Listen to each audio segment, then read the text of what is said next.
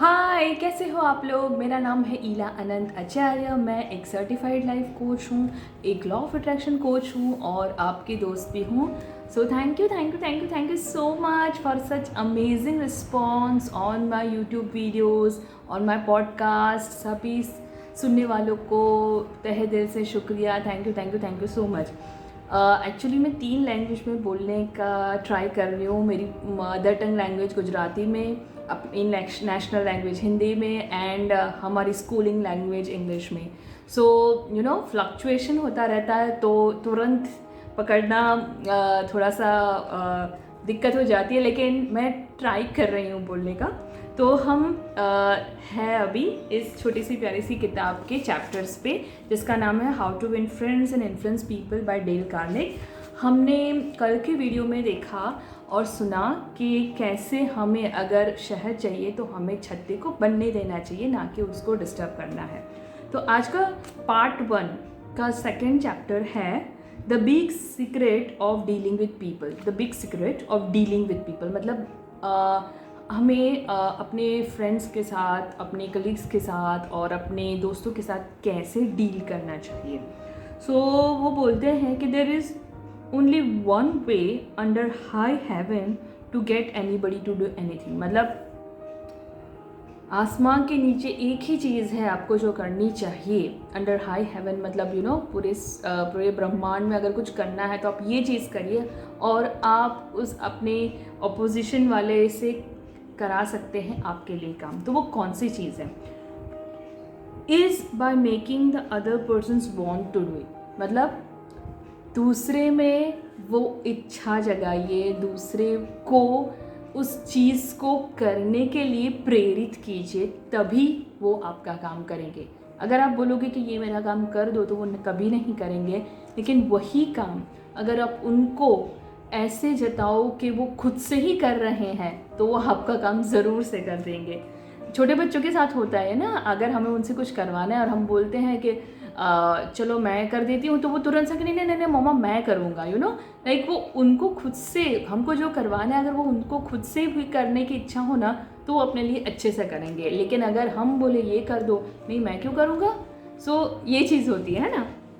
तो इसका एक ही कारण है, सॉरी थोड़ा सा मेरा ये हिल गया। इसका एक ही कारण है कि the desire to be important is it is like the desire to be important. मतलब इम्पॉर्टेंस मिलना सबको बहुत अच्छा लगता है। The deepest principle in human nature is the craving to be appreciated. मतलब लिटरली उन्होंने क्रेविंग वर्ड यूज़ किया है। उन्होंने बोला कि सभी को अप्रिसिएशन बहुत अच्छी लगती है और अप्रिसिएशन के लिए ही ये एक मेजर चीज़ है जो एक ह्यूमन बीइंग और एक एनिमल को डिफ्रेंशिएट करती है। कि एनिमल्स को हम मतलब लॉन्गिंग ह्यूमन बीइंग में बहुत ज़्यादा होती है अप्रिसिएशन की। तो this is a major difference between mankind और एनिमल्स। और इम्पॉर्टेंस की फीलिंग कि हाँ हमें कोई इम्पॉर्टेंस दे किसी चीज़ के लिए।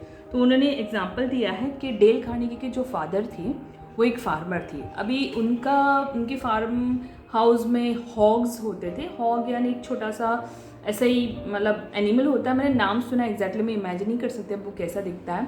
और हॉग्स होते थे। तो उस टाइम पे जो वहाँ पे कंट्री फेयर्स लगते थे जहाँ पे वो अपने अपने एनिमल्स को लेके आते, चाहे वो काव है, डॉग है, शीप, गोट है, जो भी है अपने अपने एनिमल्स को लेके आते थे। और उनका क्या होता है, हेल्थ चेकअप्स होते थे कि भाई वो कितना हेल्दी है, कितना स्ट्रॉन्ग है और कितना खूबसूरत है। तो उस ड्यूरेशन में डेल कार्नेगी के फादर जो थे उनके हॉग्स है ना वो सबसे अच्छे ब्रीड वाले और सबसे हेल्दी होते थे। तो हर साल उनको एक रिवॉर्ड दिया जाता था जो होता था ब्लू रिबन। तो वो सैटिन के ब्लू रिबन्स जो होते थे वो उनको इतने अच्छे से वो अपने मतलब उसको गले से लगाते थे, उसको इतना संभाल के रखते थे क्योंकि वो उनको एक इम्पॉर्टेंस देता था कि हाँ वो जीते। पूरे गांव में डेल कार्नेगी के हॉग्स सबसे अच्छे थे, है ना, या काऊ सबसे अच्छी थी या रैबिट सबसे अच्छे। तो वो उनको ये हर साल का वो जो रिबन्स होते थे वो संभाल के रखते थे, उसको सजा के रखते थे। सब जब कोई गेस्ट आता था घर पे तो उसको शोकेस करते थे। तो कहने की मतलब है वो हॉग जो थे या काव जो थे उनको कोई फ़र्क नहीं पड़ता कि उनको रेड रिबन मिला या ब्लू रिबन मिला या कुछ भी रिबन मिला, वो तो उनको थोड़ा सा खाना मिल गया, थोड़ा सा प्यार मिल गया एंड दे हैप्पी।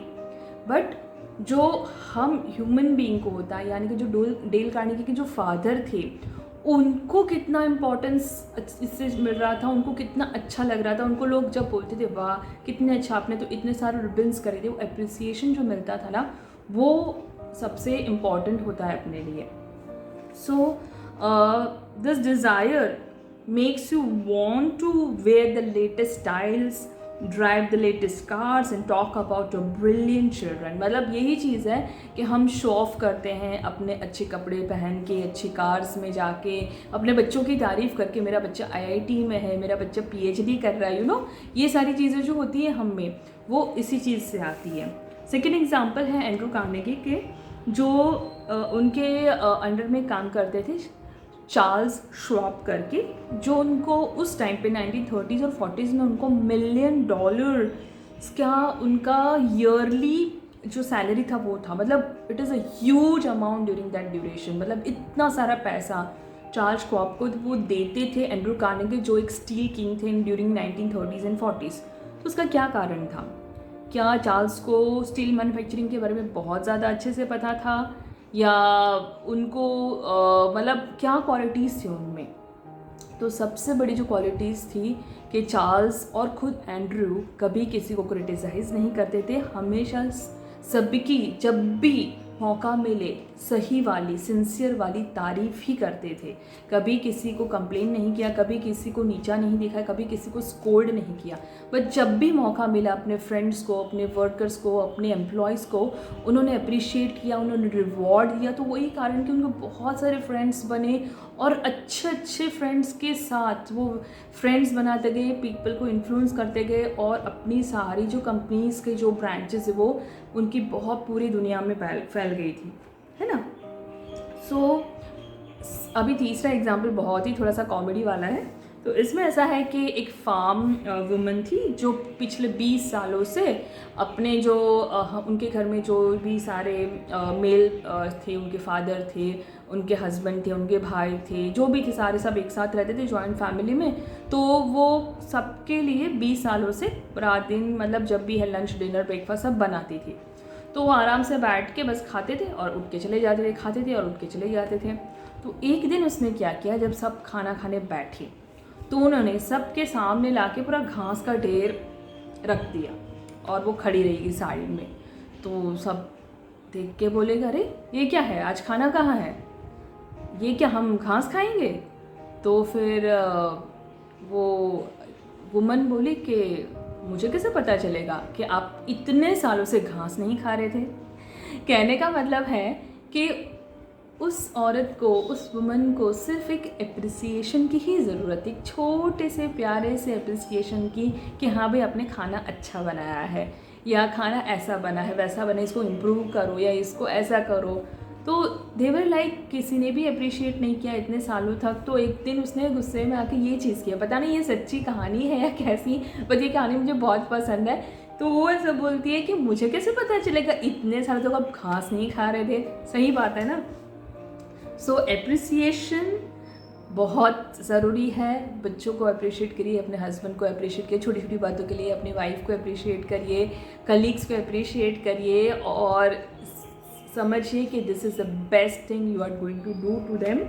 एंड लेकिन हाँ, ऑनेस्ट और सिंसियर अप्रिसिएशन में चापलूसी नहीं, उसको फ्लैटरी बोलते, चापलूसी नहीं करनी है, छोटी छोटी तारीफ नहीं करनी है। आपको जो लगे कि हाँ इसने अच्छा किया है तो ही करो, लेकिन सच में करो, एटलीस्ट करो। सो ये छोटी सी कहानी से हम इस चैप्टर को रैप अप करते हैं। आशा करती हूँ कि आपको पसंद आया होगा। अगर आपको कुछ और भी जानना हो तो प्लीज़ कमेंट करिए। Thank you so much. Video थोड़े लंबे हो रहे हैं लेकिन मुझे मज़ा आ रहा है हिंदी में बात करने के लिए। थोड़ी सी मेरी प्रैक्टिस हो रही है मेरे फ्यूचर प्रोजेक्ट्स के लिए। सो जल्दी बताऊँगी आपको उन प्रोजेक्ट्स के बारे में। Thank you, bye bye.